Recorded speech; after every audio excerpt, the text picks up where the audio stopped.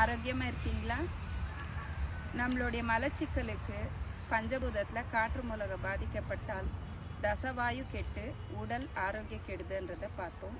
தசவாயு என்பது நம்ம 10 விதமான காற்று.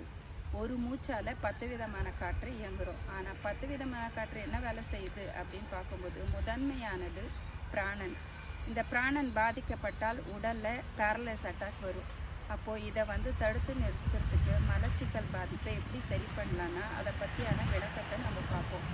உடலில் நம்ம பிராணன் எங்கே உற்பத்தி ஆகுதுன்னா உடலில் இருக்கிற ஒவ்வொரு செல்கள்லேயும் உச்சந்தலேருந்து உள்ளங்கால் வரை இருக்கிற கோடிக்கணக்கான செல்களில் உற்பத்தியாகி ரத்தத்தின் மூலமாக கலந்து உடல் முழுவதும் இயக்குற வேலை செய்யுது.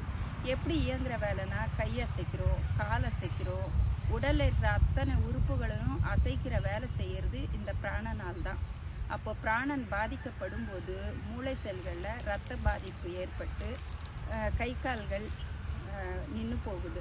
அப்போது இந்த கை கால்கள் நின்று போகிற அளவு காரணம் எதுனா இந்த மலச்சிக்கல் தான்.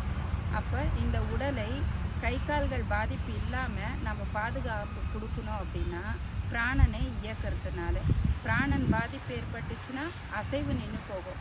மீண்டும் இந்த மூச்சு பயிற்சி பண்ணுறது மூலமாக மலச்சிக்கலை நீக்கி உடலில் இருக்கிற பிராணனை இயக்கி மீண்டும் பழைய விதத்தில் பேரலைஸ் வந்தவங்களும் இந்த மூச்சு பயிற்சி பண்ணும்போது உடல் அசைறதை நம்ம பார்க்குறோம். அப்போ பிராணன் தான் உடல் அசைவுக்கு காரணன்றதை தெரிஞ்சுக்கிட்டு இனிமேல் நம்ம மூச்சு பயிற்சி பண்ணுவோமா? வாழ்க்கை வளர்ந்து